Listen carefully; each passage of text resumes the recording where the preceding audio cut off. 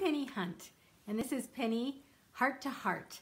Today I thought I'd just pop in, like I do every week, and talk to you about my latest writing. I posted one this morning, actually, called Don't Make Yourself Small. And this idea came to me after being on a flight, and when I sat down, I always try to get the aisle seat when I'm traveling by myself. I actually like the window if somebody's traveling with me, but the aisle seat is easy to get in and out. You have a little bit more elbow room, and nobody wants to sit in the middle seat, especially if you're traveling alone and get squished in there. So I sat on the aisle, and this woman came and squeezed into the middle seat, and she said, "I will try to make myself as small as possible." And I could see her squeezing her arms in like this, because when you have people on both sides of you in that dreaded middle seat on the airplane, you just feel like you're squished in there, pickled in, and you maybe feel like you're elbowing the people on the other side. And she was so sweet, and she said, "I will try to make myself as small as possible." Meaning she didn't want to take up any of my space. She didn't want to take up the space of the person by the window, and she was just trying to squeeze in there and be tiny. So the flight took off. I put my headphones on like I oftentimes do. You know, the pretzels came around and I was just sitting there listening to my headphones and thinking about what she said. Thinking about what made her feel like she needed to make herself small. You know, some people would come and sit in that seat and just sprawl out and not care if they're taking up your space or not. In fact, some people intentionally do that a little bit just to put their boundaries out and make sure that you know not to intrude on them. And she did just the opposite. I started thinking about how many times I had done that in life. Made myself small so that others could shine. Made myself small so that others could do and say what they wanted to, and put what I wanted to do or say on the back burner and not bring that out. Now sometimes this is a good thing. If you're trying to intentionally let somebody be the star of the show for once, or whatever the situation is, sometimes it's a good thing. But the problem is it can become a habit. We can become that small person that always, always, always lets everybody else stand in front of us. We are always the background light and never the star of the show. We never speak up and say what we really want to say. We never speak up and put our ideas out there. We never say, "Hey, I really don't want to do that, but I would love to do this." Because we know somebody else wants to do that thing. And so we go along with the crowd, or we go along with our spouse, or we go along with whoever it is.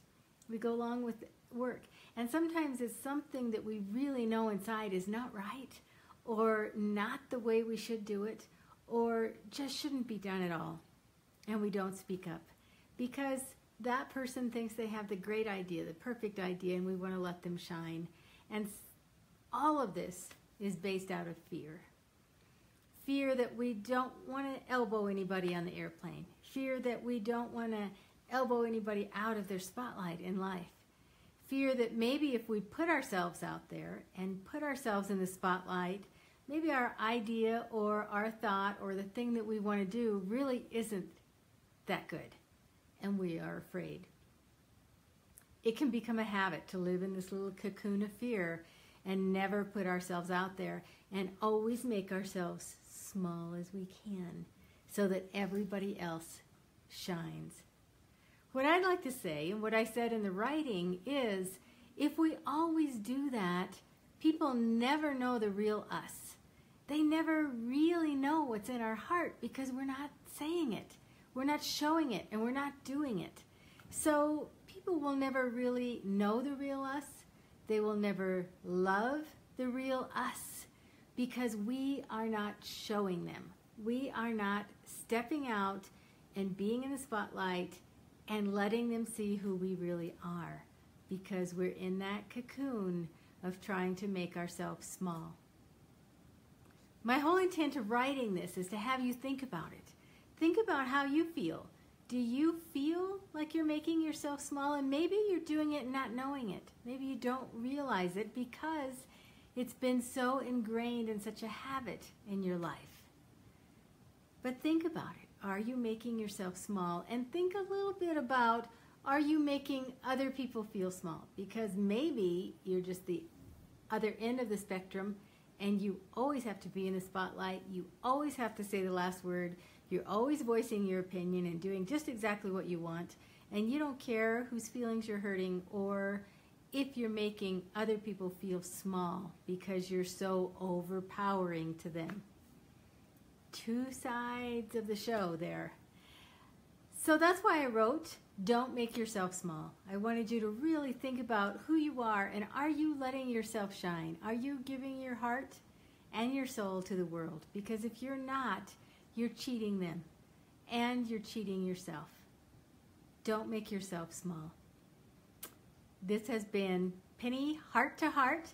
If you haven't read the writing, the link is above, and I invite you to do that. The audio is there too, and please comment. I always answer comments. I will answer personally every comment that I get, every email that I get, every tweet or comment on Instagram, wherever you find me. And so please comment and tell me what you think. This has been Heart to Heart with Penny, and I'm Penny Hunt. Thanks for watching.